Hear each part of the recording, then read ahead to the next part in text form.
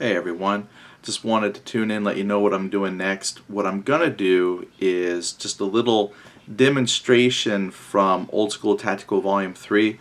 I've got the pieces laid out for Scenario 1, and I'm not gonna do a full playthrough of that. I think I'll do more of a full playthrough once the game is released, but I just kind of want to show you what, if you're not familiar with the system, kind of give you an idea of some of the mechanics, how it plays, and then show off, talk a little bit about like the new Banzai rules for it, discuss a little bit about some of the new units. And I think that'll be, enjoyable for those who've been waiting for the system. I know that, we're just waiting for this to get the final production done, hit boats, be shipped, things like that.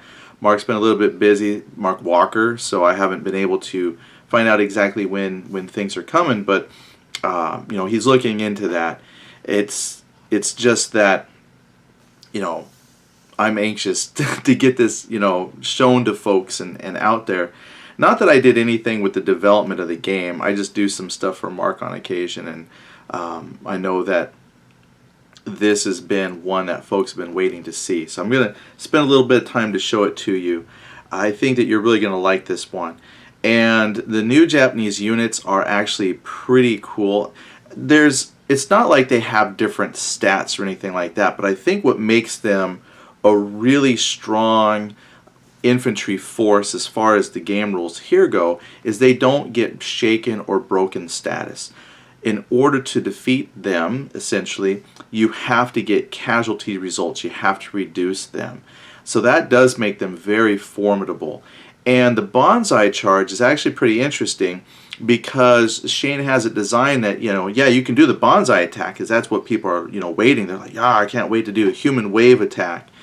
And I think that you could probably do something similar in your East Front games with the Russians, but it's not designed to be like, that's how you should attack kind of a thing. And the rules even say that this is something that maybe you should do or say for, because it's kind of suicidal.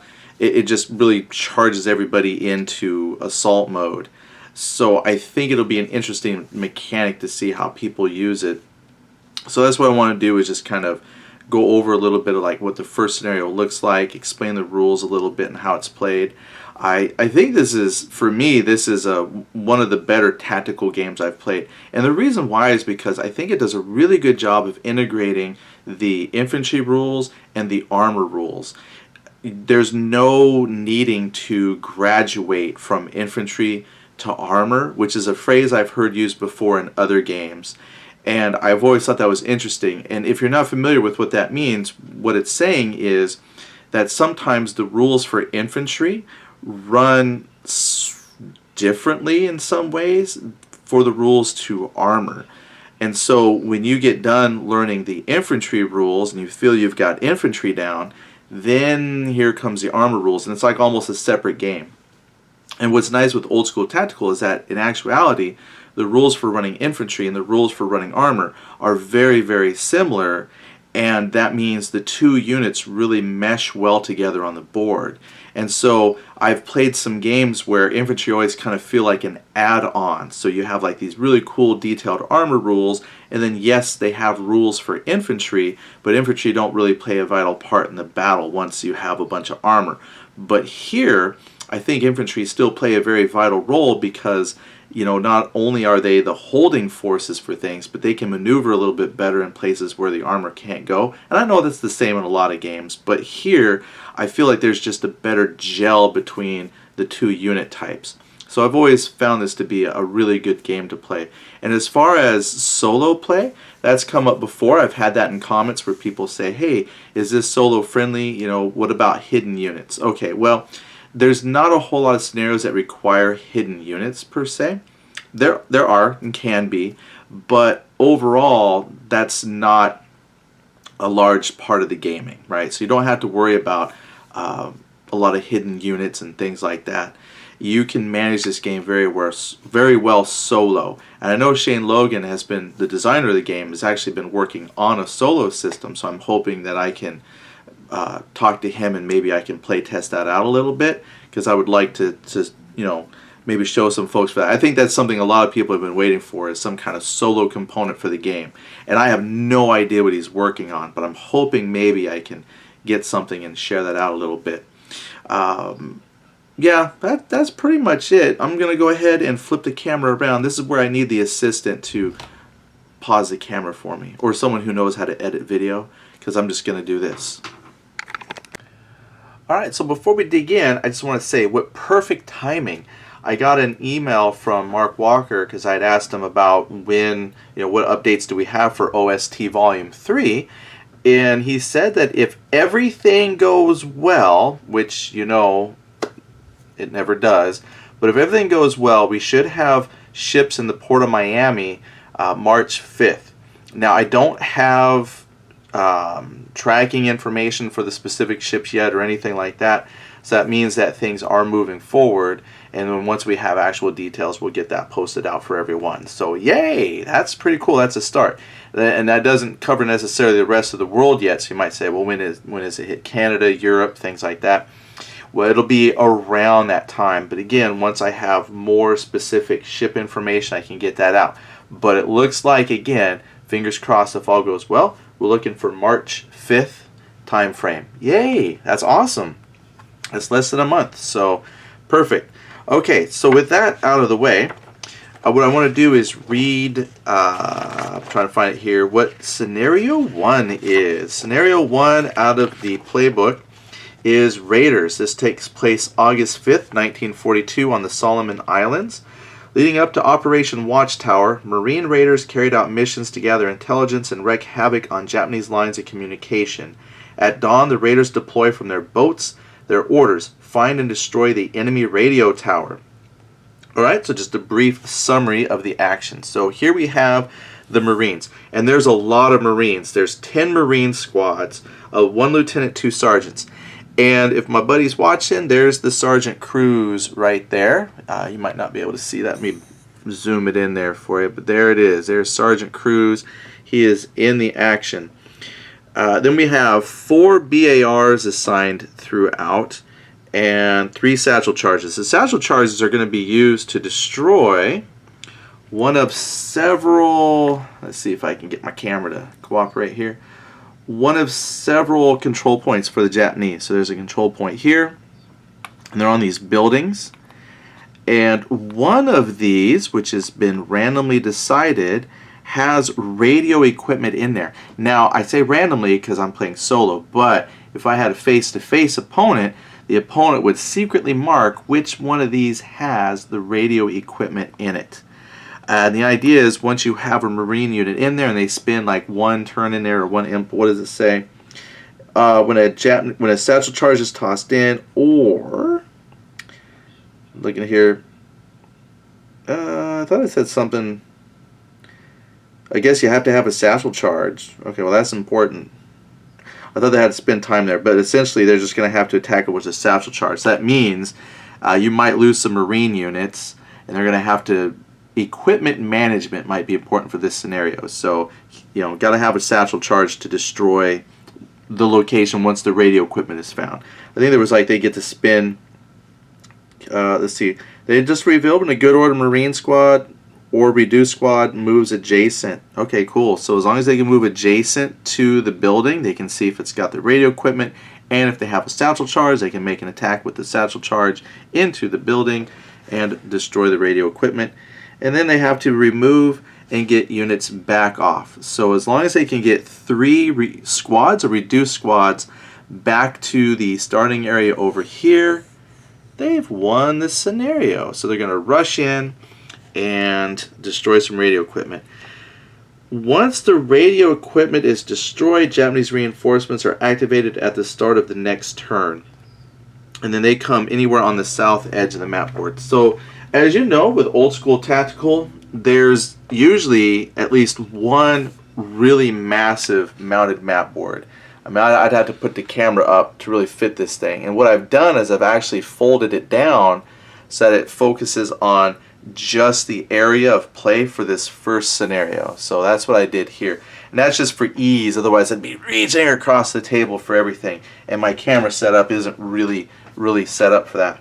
What I've also done, and this does not come with Old School Tactical Volume 3, but if you got this from one of the other Kickstarters or got it from the site later, I've got this handy dandy OST playmat. And there's a German one, an American one. I don't think we had a Russian one yet, and I'm hoping I can convince Mark that when we do some other Kickstarter later, or Shane, someone design out one that's got the like a Russian background and one that's got a nice fancy. Yeah, I think we just had American and German. But if they get one that's got a nice German background, that'd be very cool. So that's what I'm using here. And I'm only using one because I'm putting the victory point trackers and the Japanese trackers just all on the same thing here. So we'll just leave it like that. Impulse points will start at 0. Okay, so let's bring it back to the map. So some of this I won't bring the camera over to show you unless it's really pertinent or important. So I'm not going to worry too much about that. Okay, so where are we at? As far as, I'm trying to manage my power cable here. Goodness, I wish this thing wasn't so shaky. Alright, so I'm going to take a look here at our first chart. And that's another thing too I like about the game, is there's one two-sided chart that drives the whole game. And there's a turn sequence. So you got your turn marker. Now with this game, one thing, I will point this out though. The reason why I'm using the little neoprene mat that we have is because when you fold the map itself, the trackers that you use for like tracking casualties, impulse points, and things like that are actually built onto the physical map board. But since I have it folded and it's really awkward to reach everything on the opposite side of the table, I've gone ahead and just opted to use the neoprene mat. Okay, that's just me. But I point that out because the turn tracker, okay, on the neoprene mat is where I'm tracking that we start at turn 10. So what Old School Tactical does is you start at the turn. So like this is a mission with 10 turns. So I put the turn marker on 10 and we count down. And then once you hit to 1, the last turn, you and the opponent will roll a die 6, and if you roll together a 7, you play one more turn of the game. So you count down to the end of the game. You don't work your way up like other games. We check for reinforcements. Starting out, there are no reinforcements.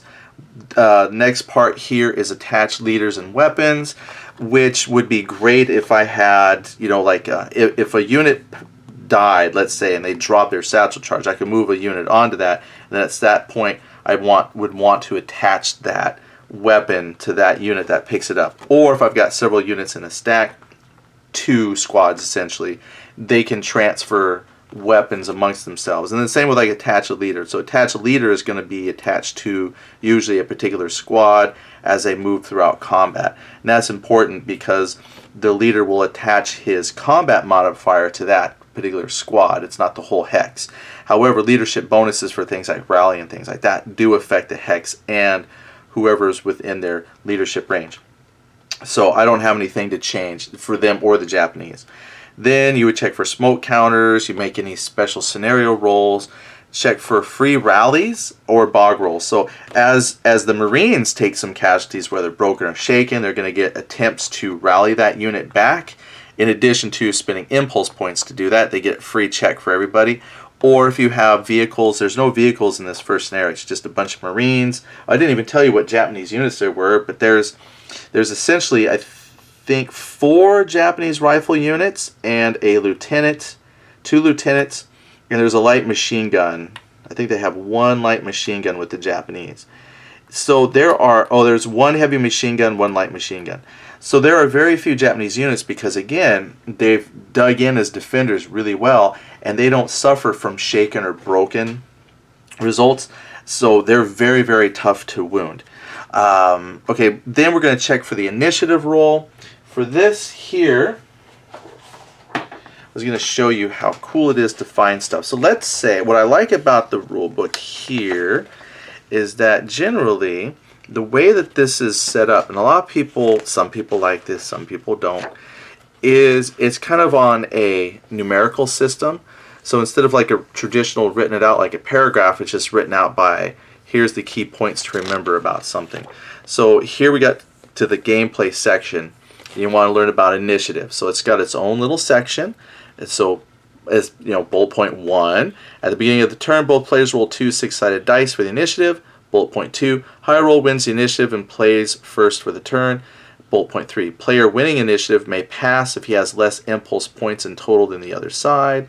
4, ties are re-rolled. And that's how the rule system is written. So it's really, I think, sometimes easy to find stuff that you need. And trust me, you've seen me play, I forget a lot of stuff. So sometimes finding specific rules is a little bit easier for me with the way this is written. Plus, you get the entire game boils down to, it's grown, but it is just around 22 pages of rules. And then you got an index, which is nice. I think some fans were helping put that index together, so that was a very, very cool thing to include. Yeah, so we'll do the initiative. Oh, and I wanted to show off. Yeah, here it is. A friend of ours made a dice cup, so you know who you are. I don't want to give away names, but if you ever see this, which you might not, but if you did, thanks for the dice cup. So we're going to say, here's Japanese. Oh, man. That's going to be hard to beat. Alright, and the Marines. Not a tie. So Japanese would have the initiative. Now, an important aspect of the game, and I didn't do it this time around because I'm not playing a full game, but when I play a full game, in your scenario, when you get there for yourself, for scenario 1, very important pieces of information are given to you. There's a gut check number and impulse points.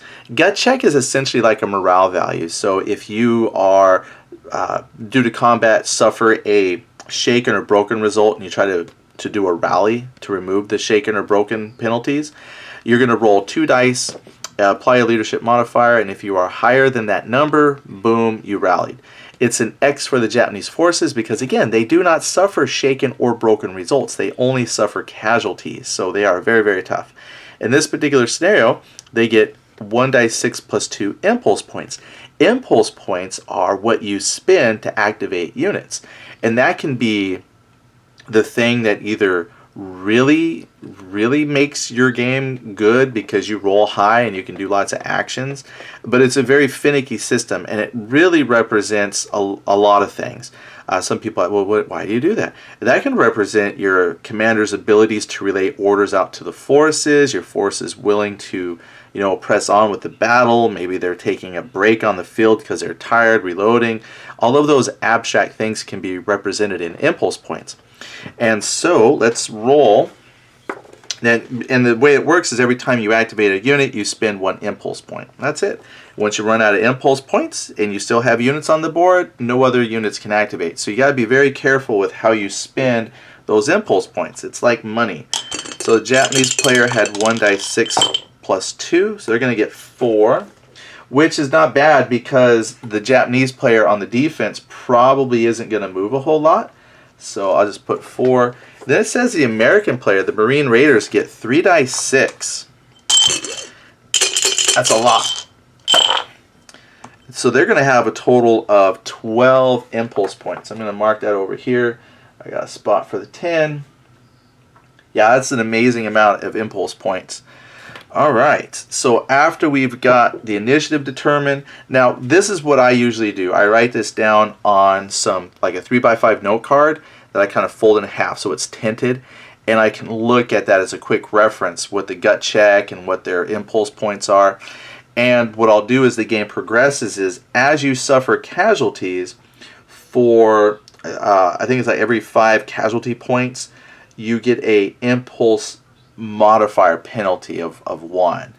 And I'll just make those changes on that 3x5 card as the game progresses, or if there's scenario changes. But I'm not doing that, so I'm going to try to remember that each turn. But I only do that because sometimes when I just set the playbook aside, I don't like to have all the books open when I can. I just have those little note cards and I know exactly what's going on. Alright, great. So we've got the initiative roll, we did the impulse roll, then we can play the turn. And since the Japanese had the initiative, I will do something with them first. So we'll just swing the camera over here to them. Now, really, like I said, there's not a whole lot they need to do. They're on the defense, so I would say, since they have fewer impulse points, they have a lot less impulse points. And basically, the way the system works is it's kind of an I go, you go. So if your opponent passes, then you take one turn. Once you've activated one unit or hex, if you have like a leader, they will spend their impulse points and it goes back to the other person. And as long as one person has fewer impulse points than the other, they can keep passing, and then that person, the other player with more impulse points, can keep spending impulse points. And then once they kind of reach this equilibrium, you both have to do something, kind of a thing. So that's the basic gist. So the Japanese player says, I'm just going to sit here because I got nothing better to do. Now there is like a pass action that lets you spin an impulse point because you've kind of given up your spot in the turn.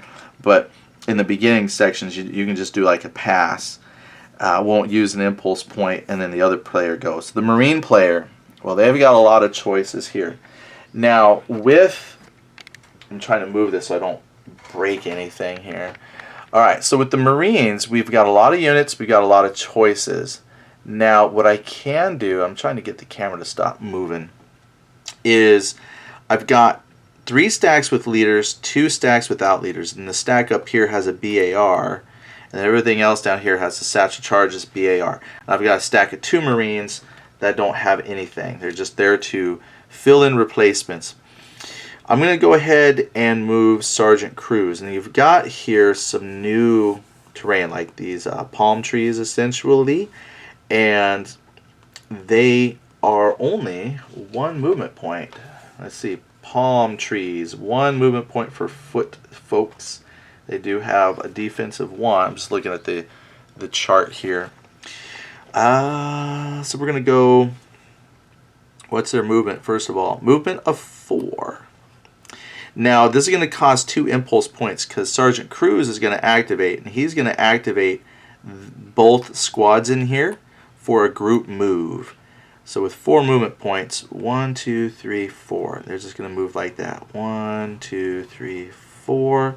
So I'm going to spend 2 impulse points. 1, 2. Buckle my shoes. That brings me down to 9 impulse points left for the Marines.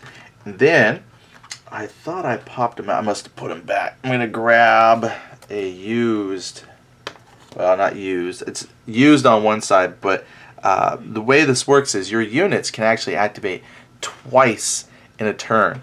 And so when you first do something with them, they can move once. I realize the light is like right there on the camera, so that's hard to see. But you just basically set this in alignment with your unit, so you can read the up essentially. So that's fired, that's moved. So you can fire twice, or you can move once and then fire. There's a penalty if you do like move and then fire kind of a thing. But if you fire first and then move later, there's no penalty. But this unit has moved. So if they did a fire later, they'd have a penalty of 1 because they were moving. Okay, so they've moved. That's their 2 impulse points. Now, again, tracking your impulse points is important because since units can move or do 2 actions essentially, if you have very few impulse points but a whole lot of units, you really got to think about what it is you're doing. That's why stacks of folks with a leader can be important because they can move 2 people. It still costs impulse points for each unit, but I like moving stacks with leaders. Otherwise, like these Marines, well, okay, that's what I was thinking is you're going to move people more efficiently if they're stacked with a leader, because see this stack here without a leader, I'm going to have to activate each one of those squads individually. So it's the same amount of impulse points no matter how I do it. It's just more efficient to move them with leaders. I just didn't have enough leaders. Okay, so now it would go to the Japanese player, and the Japanese player is going to pass because there's no line of sight with all these woods. Essentially, the Japanese player probably wouldn't know something was up until the Marine Raiders start to come out of the woods, and then all the combat will start. So we'll pass for the Japanese player. We're going to move Sergeant Goldsman. 1, 2, 3, 4. And we'll spend 2 impulse points, and we'll put another moved marker. Now, if you do your 2 actions, they only did 1 move, but there's nothing to fire at. But if they did, say, do a second action, I would then just flip this over to the used side, and I would know they were used. So tracking who's done what is very, very easy in the system. So there we go. You have moved. Japanese player says, I'm going to pass, because I really got no need to. Move. I'm happy. So now we're going to move back to the Americans. Who's that? Lieutenant Justin. Welcome to the game. 1, 2, 3, 4. He moves up. We're going to grab a marker. And we're going to put him on moved. Japanese player is going to pass. Alright, then I have no more leaders. Oh, I think I forgot to move 2 points for him. Hold on. Okay, so now I forgot to reduce the 2 impulse points because he moved 2 squads. What I'm going to do now is start moving individuals here. So I'm going to move this Marine without a BAR. 1, 2, 3, 4. And that's 1 activate, 1 impulse point essentially. And we're going to put a moved on him.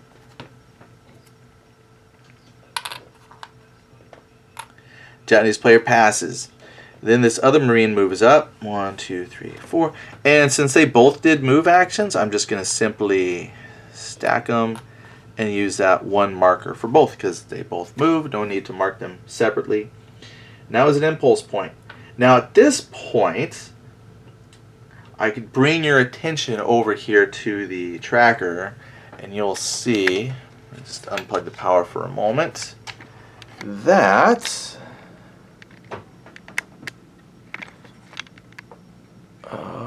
let's see, I'm trying to figure out. Yes, I'm working the camera here. Oh yeah, there we go. I now have 4 impulse points for the Japanese player, 3 for the Marine. So at this point, the Japanese player is going to kind of have to do something. And if I remember right, it's been a while since I've pulled this out. So I'm going to see if I can find... let's see, I know rally, cover attempt, 2 actions. Okay, let's see if I can find impulse point, units, markers, casualty. I was seeing if I could find this quickly without pausing. And since I can, yeah, as easy as it is to find stuff, it's like it always happens to me. Once I'm looking for something very, very specific, it takes forever. So let me just pause this for a second. I'll come back. Okay, and as soon as I said that, like 10 seconds ago, I found it. So it's under this section here, 62, the impulse system, and this is what I was looking for. So during a play, you may pass if your impulse point total is less than that of the opponent. But if you have no action to perform, but you have an equal or greater number of impulse points in your opponent, then you just remove an impulse point without performing any action. That's what I thought that it was, but I wanted to double check that. So now the Japanese player has more impulse points, but again, if we look at the action on the board, there's no action that the Japanese player needs or wants to take, so they'll just sacrifice an impulse point. Then if we swing back, thank you camera, imaginary person that's helping me with that. I don't want to overshoot the Marines. Okay, I think we're there. There's a Marine here, so we're going to go ahead and move 1. 1, 2, 3, 4. And I would spend 1 impulse point for the Americans. Again, the Japanese don't need to do anything or move, so they're going to sacrifice an impulse point. Then this last Marine, which I forgot the move counter for that Marine. Hold on, Marine. There you go, buddy. Moved. And 1, 2, 3, 4. I'm going to stack them and use that same counter for both. That's an impulse point for the Marine player. The Japanese player has nothing to do, so they will sacrifice a point. Now we're at a point in the game, if I was to swing back over to the impulse tracker, they both have 1 impulse point left, but no other actions to take. And I think here, I have my little line of sight tracker. I got one right here. I believe, though, oh, I don't think they have line of sight. I'd have to stand up over that. Yeah, they don't have line of sight. So there's nothing left to do, honestly. But see, this is where managing your impulse points gets important, is because if we were able to shoot back and forth at each other, that would be a consideration. Is, do I use all my impulse points to move everyone, or am I going to move like some people? I bumped the camera, sorry. Or do I use impulse points to have some people fire, some people move, or a combination thereof? And right now I've got no one left to move, and the Japanese player did not need to move. So they would both end up sacrificing impulse points. So there's no more impulse points to spend. That kind of is essentially the end of the action part of the turn. That's it. Then after you've done all of the turn, you would check for melee. So if I had moved, there it is, melee. So if I had moved units into an area marked with melee, then you can conduct your melee. Usually once you have moved units into melee, that hex is like locked. You can't move stuff in. But with the Banzai rule, what's cool about that is you can continue to pour Japanese into the Banzai. So that's cool. Unless I misread that. I read it quickly. Then we would remove unit markers. So once all the fighting is done, and these are the unit markers, the ones that have me marked as moved or fired. So I'll just kind of set those aside. Marker removal phase. Then we would check for victory points. No victory points scored, because for this, that was not a victory condition. I got to go destroy a radio. But you might have a scenario where somebody gets 20 victory points from killing stuff or capturing locations. Then we're going to end of turn. This is where you would then check your extended play check. Once we hit that number 1, we finish. Because we count down, once we finish that number 1 turn on the countdown, then we would check to see if we would have 0, 1 more. Then, if that wasn't it, we would just check for end of game, and then finally see who's got victory. I mean, that's it. That's a turn sequence.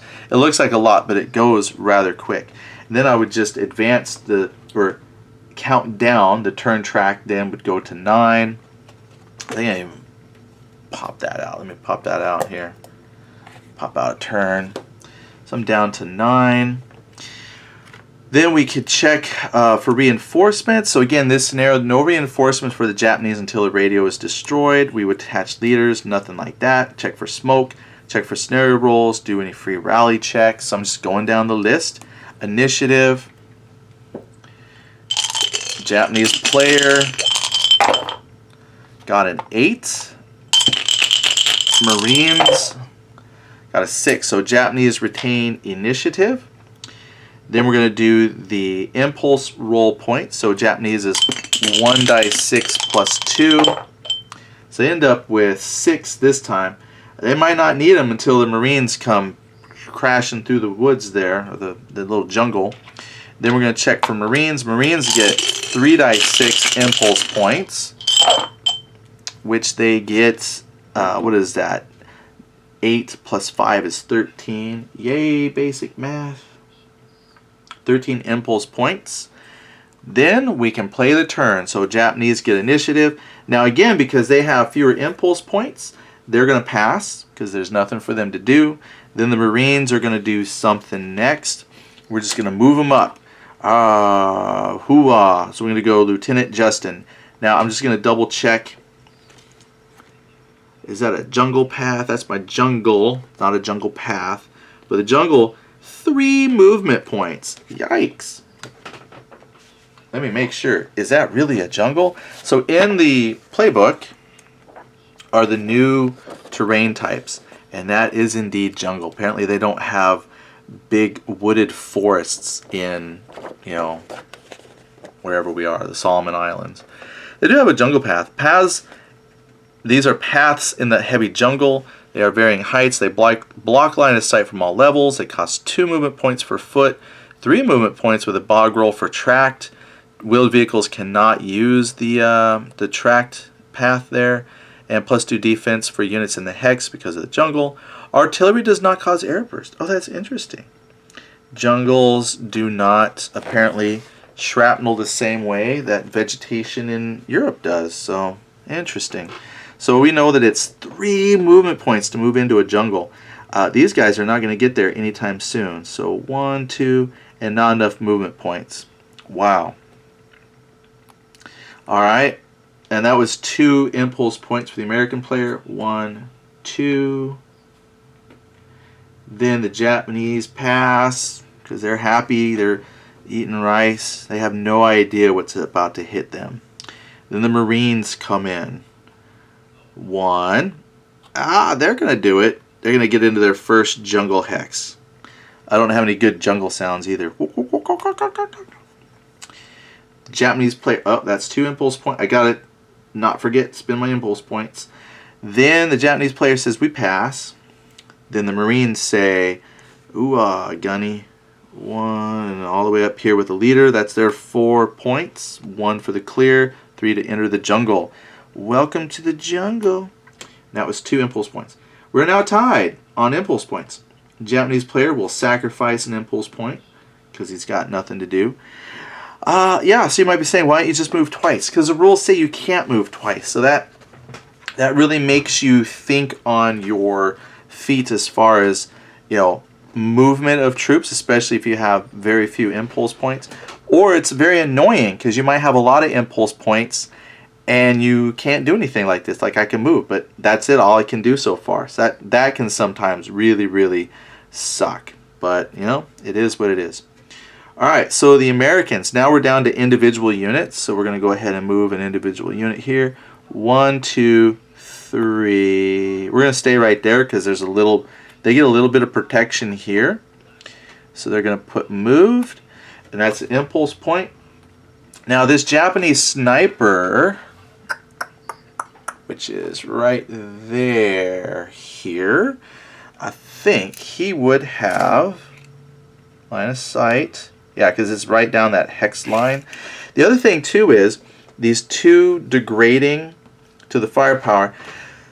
Not a third, so he's got 2 degrading hexes of palm trees. So that would take 2 from his firepower. So the sniper isn't going to shoot. The sniper's big thing is shooting leaders. Shooting at squads is a last resort kind of a thing. So you just stay where you are, Mr. Sniper. Alright, then... we'll go back. Yeah, I was contemplating opportunity fire, but that sniper is going to wait till somebody really juicy gets in. Okay, so Japanese player passes. That's an impulse point. A fellow Marine comes up with the BAR, and he's going to go right there. And they're both marked moves, so that's an impulse point for the Americans. Japanese player passes. Not very exciting for the Japanese player this first time out, but 1, 2, 3. They can get to the jungle's edge. And that's an impulse point for them. Japanese player passes. That's an impulse point. The Marine, 1, 2, moves again. Everybody's moved up. And the Japanese are completely sleeping. They don't know what's happening. They're doing laundry. Alright, so at this point, what I could do is check the BAR. Now the BAR... it can add its firepower to the unit it's attached to, or if it has a greater range, it could just shoot by itself. So right now, these Marines have a firepower of 5, 1 for the BAR. That's a firepower of 6. And remember, we talked about a reduction of 2 firepower because of the degrading firepower, because you know a lot of those bolts are going to get lost in the palm trees. And then the building gives like a 2 defense. I think those are little huts. What do little huts give? Little huts, according to this, I think that's a light structure. Light structure is 1 defense, actually. So I'd be essentially subtracting 3 from their firepower. Oh man, and the sniper has a 5 defense. This middle number, that's their defense. So inherent defense is really, really good. So actually, we could shoot with the BAR into that building and hopefully hit the sniper, because a sniper doesn't have a reduced side. Once they're hit, they're kind of gone. If you do a casualty, there's no flipping them. You know, and I think I will, just because I can take the shot. Take the shot, Bobby. Yeah, I can't be a group fire because there's no leader attached. So it'll just be the BAR. So essentially that's 6 firepower against 5, well 6 because of the building. That's already at a 0, and then we got -2 degrading line of sight. Well, not line of sight, but degrading firepower. So they're rolling on a -2 table. So combat's really easy. Basically, you just compare the firepower versus the defense, and we know it's going to be about -2, and that's rough figure out, but I think that's right. And then you just roll 2 dice 6, and on this, instead of rolling low, we want to roll high. So I'm going to take my 2 dice 6, put it into my dice cup, shake it, and that's a 9 on the -2. So a 9 on the -2 would be broken. And the Japanese don't shake or break, they only suffer casualties or X's, which is destroyed. So against any other sniper unit, that would have been potentially really good. However, in this situation, not really. So I'm going to put used on him, and then I would grab a marker for this Yahoo here on top, because he only did one action, which was moved, right? So a little bit of marker management, but there it is. And that would have been an impulse point for the Americans. Now the Japanese now have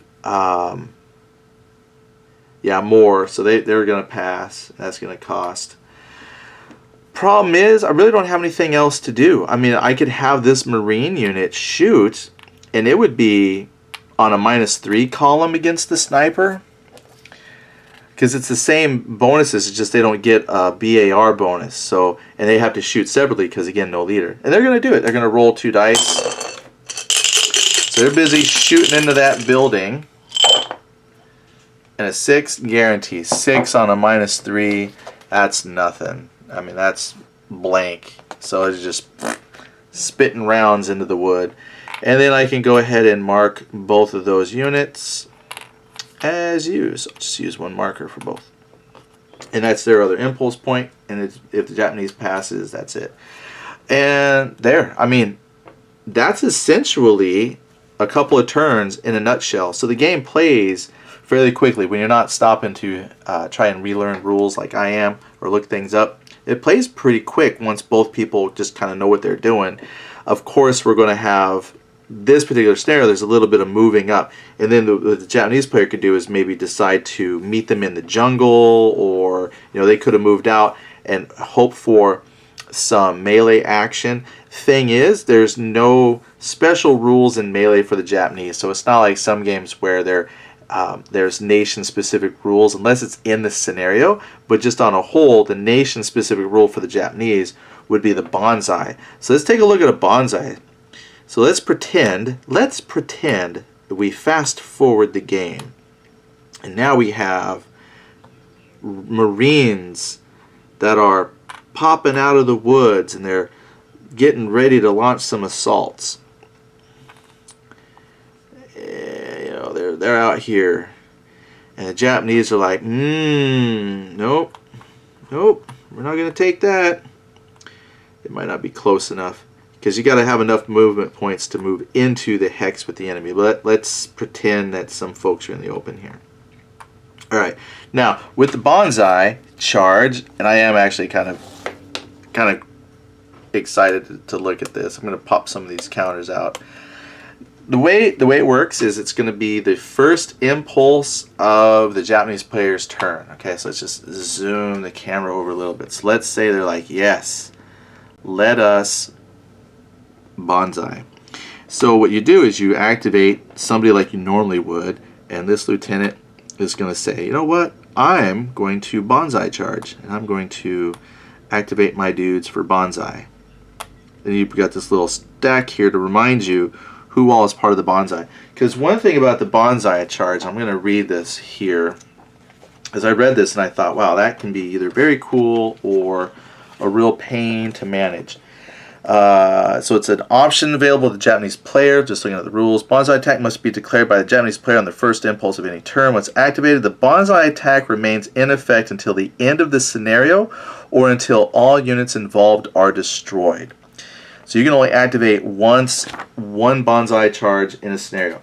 So you could maybe in the very beginning of the game hold off like this, and then once the radio is destroyed and the reinforcements come on for the Japanese, then activate your Banzai so you have even more units. So right now this might not be a good time to do it because, like I said, the other thing it does is it locks them all into Banzai. So the rest of the game, they're in their fanatical samurai fighting spirit. They're not going to do other stuff. They're just going to charge and kill things until they themselves have been destroyed.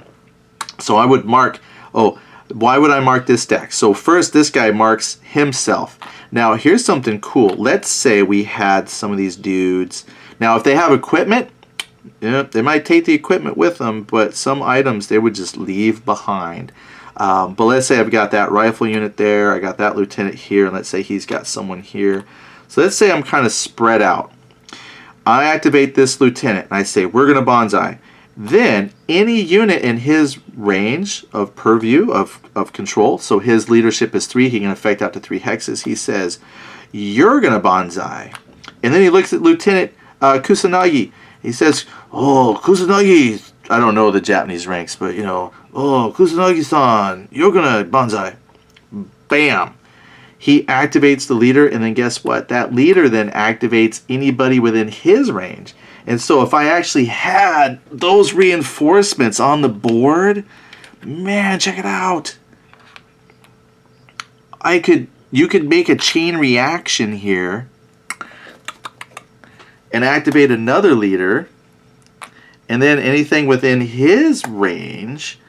So you could, if you had your people in just the right setup, they can all be Banzai'd, and then they're going to Banzai. All right, so now that you've identified who's going to Banzai, the next basic step is here, and we're going to follow, because remember I said it's got this nice little almost numerical sequence of events.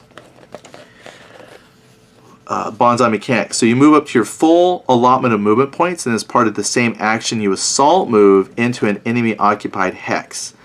Yeah, so there you go. Bam, you're right in there.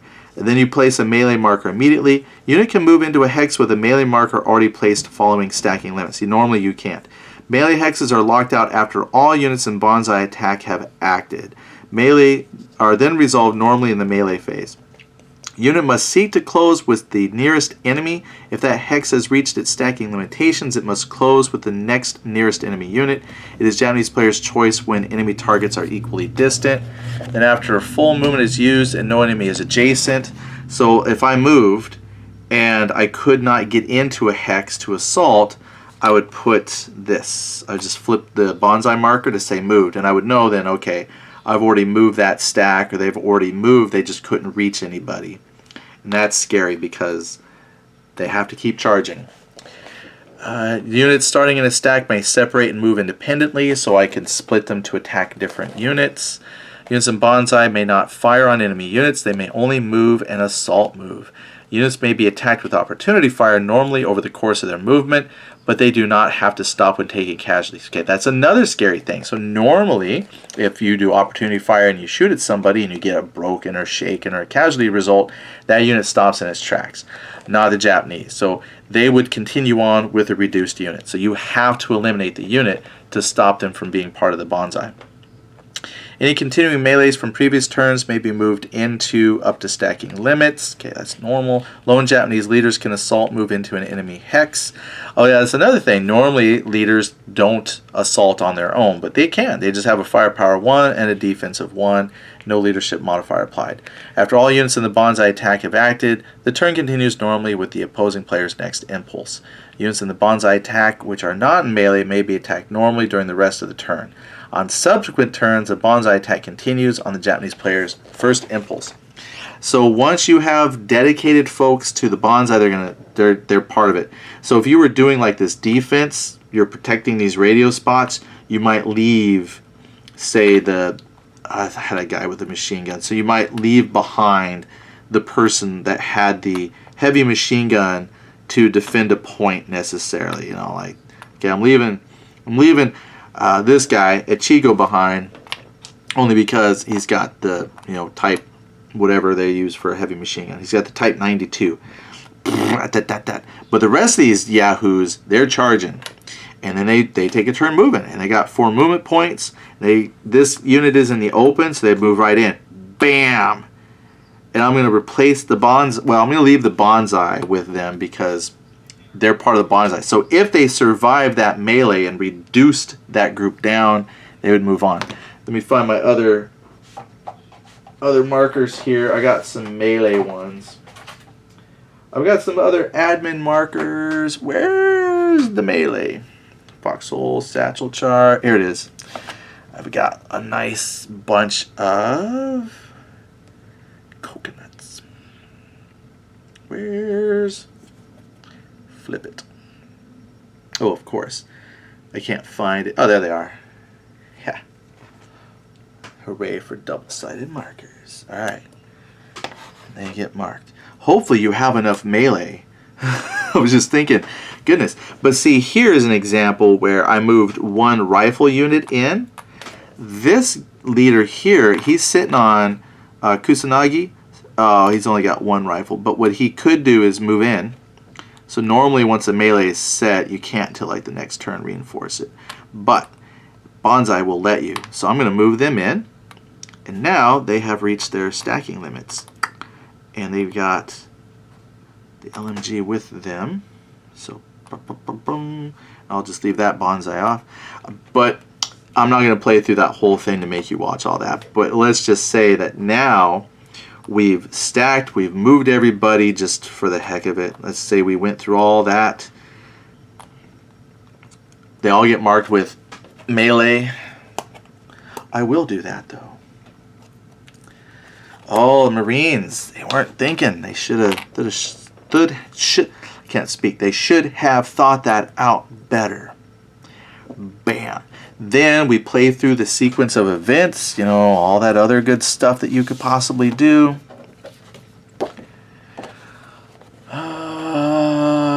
Play the turn that we're in, then it's the melee phase. And then you can resolve these melee phases any order that you want. And then you would just kind of go through that sequence there, which can be a little complicated depending on what all you have involved. But generally it's just involving firepowers versus firepowers, and check to see who takes casualties or not. And then if you're attached leader, you get a bonus to your assault.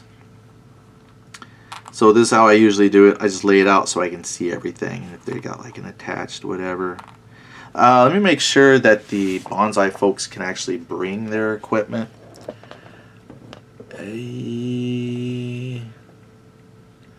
Looking here. Oh, and I forgot this when I was reading how to set up. Costs 2 impulse points per turn to use the Banzai charge regardless of the number of units involved. Well, that's cool. So you can move a lot of folks and it's only 2 impulse points. Yeah, all support weapons can be taken and used. I thought you couldn't. Vehicles, tank killers, and snipers cannot Banzai. Crude weapons may join... Okay, this is what I was thinking. If you had a crude weapon, they can join by removing the weapon counter and then replacing that weapon counter with a reduced rifle squad. So they would just... Yeah, they would just like break down the weapon and they would just charge. So you would lose the crude weapon. But they can bring their support weapon. Alright, cool. So let's just take a look at the... That's the playbook there. Where I set the rule book I was showing you. Here it is. So assault is basically, we'll take a look at that. Once you move in, transport, move, assault. Well, that's assault move. A unit may assault move into an adjacent hex occupied by enemy units. An assault move is 1 hex only. Unit must be able, so basically you would move up to something and then you would take an action to assault move, and that's pretty much so you can initiate your melee. So we already did that. The difference with the Banzai is it's not like 2 actions, it's all done in 1 action. I'm looking to show you the assault. There's vehicle combat, vehicle damage, melee. Then you got the melee phase. Melee combat takes place. Melee hexes may not be fired into by other units. Units in a melee are locked in and cannot do anything else, including rally. Ooh. Other units may not move into the initial hex once set. But again, with the Banzai, you can. That's what makes... The Banzai is actually a pretty powerful tool. Melee hexes cannot be moved through and do not affect the line of sight or fire of other units, so they don't block. Melee combat. This is close quarters fighting, and casualties are normally high. Prepare to die. There's 1 melee per hex per turn. All terrain and fortification modifiers are ignored. Moving fire modifiers are ignored. Shaken units have half firepower and get -1 of their attack roll, which is nice because sometimes shaken units, they just are destroyed in other games. So this one you get a chance. Broken units do not get an attack roll in melee, but their defense gets used, so they can defend. Stacking limits are still followed, so a max of 2 units, 2 leaders, 1 support weapon per squad can be used. Attacks for each side are resolved simultaneously, so it's possible that all units may be destroyed. Each side adds up the defense numbers of all units in the melee to arrive at their total defense. We don't have a truck. Each side adds up all their HE attack firepower of all units in the melee to arrive at their total FP. 2 sides are compared. Each side's total FP goes against the other side's total defense. Then you column, you roll on it. So the thing is, like I said, it's actually not that difficult. Now it does say a leader or sniper in a melee has a defense of 1. Oh, so if you ambush them, they don't initiate, but you can catch them in there. I was looking to see. There's a +2 melee modifier total. So yeah, this adds damage. I'm just looking here real quick. Passive surviving. Let's just start with that. Now there is some rules here. Concentrated attack, where you can instead of attacking like this, where it's all my units against all their units, I can say I'm specifically targeting this squad, and then I would use all my combat factors against that one squad. You know, it's possible. The outnumbered player may choose... Oh, if you're outnumbered, I guess in a tie you can't. So yeah, if you had 1 squad, they had 2 squads, your 1 squad could target one of their squads and attack it. But here we're just going to do a basic attack. So again, what I like in the rules, I was just kind of reading through that, is, you know, everything is kind of in a step-by-step for you to find. It's, you know, you don't have to read a paragraph and interpret it, just line by line. This is what you need. And for me, that's good, because I don't do rules well. So just based on the little bit we read, right, we've got 5 firepower, so that's 10 for the Marines, and total defense, well, now remember they get a +2. If you look here on the infantry combat table, there's firepower modifiers, melee +2. If you had engineer would even get a bonus. Die roll modifier, engineers get +1. Now do we have a leader? Looking to see if a leader, attached leader gets +1 to your dice roll. And they have an attached leader, so when I roll my dice, I'm going to add +1 to that total. The Marines don't have a leader, but they do have 12. I need my die 20s. Oh hell, hold on. Maybe not die 20, but I got this right here. 12. I have to dig out die 20s later, but 12 firepower for them. Total defense, right? So we look at the defense. What was it total? Did that include the leader? Because the leader's got 4, because that's only 6 defense. Holy snikes. That's like pretty... Well, the Marines are much better there than I thought they would be. Vehicle combat. Yeah, you add up your total defense. Each side adds up... Look in here. Each side adds up the defense numbers of all units in the melee to arrive at their total defense. I guess it's good they brought their commander in, because they've got 3, 3, 10. So that's 10 defense. Ooh. That's pretty vicious. So the Marines would be rolling on the +2 column. 8. 8 on +2. Ooh, that is a casualty. So they are going to get a reduction. Now there is a roll, leader casualty roll.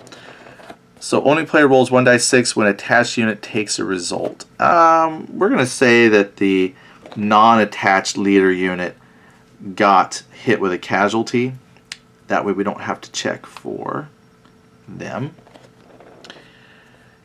Unit destroyed, roll through 3. Yeah, nope, good. We'll just do that. Now, no gut checks or anything like that is needed because, again, only reductions affect the Japanese. But I need to remember their number. Their attack is 3. 3, 6, 8. Against a defense of 8. Hold on. Defense of 8. And then because it's melee, add 2 to that, so 10. So this is also on the +2 so far for the Japanese against the Marines. And we add 1 to the dice roll for the Marine attack, or for the Japanese attack. Now, what I could have done was randomly chosen which of these units had the reduction, but we just decided to go with that. Oh, we rolled an 11 plus a 12. 12 on a +2 is destroyed. So they wrecked one of the Marine units. So we can say it doesn't matter because they're both the same. So we'll just say, oh, you got wrecked. Wow. I'll stick that in the destroyed units. So the fight will continue. Now, if a unit is broken or shaken, it says they have to leave the fight. But since they're not broken or shaken, the Marines will stay. Where was I? Here. Melee marker stays. Then next turn we could reinforce that with more Marines.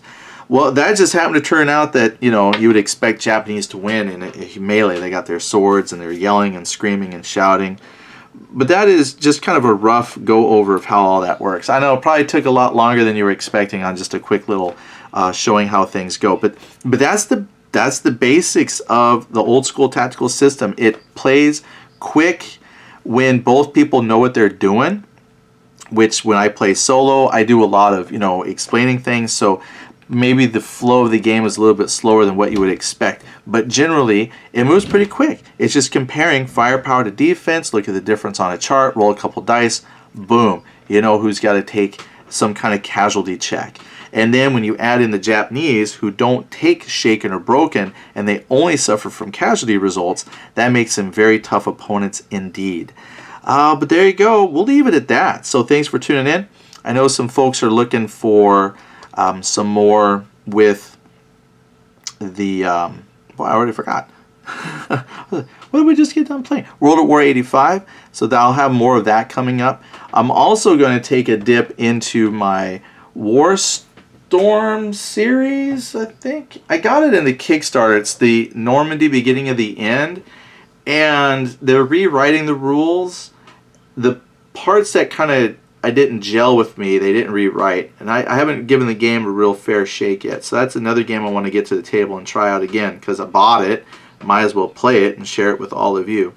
So we got a couple things I want to do there. And then we'll get back to World at War. So with that in mind, I just want to say thank you for tuning in.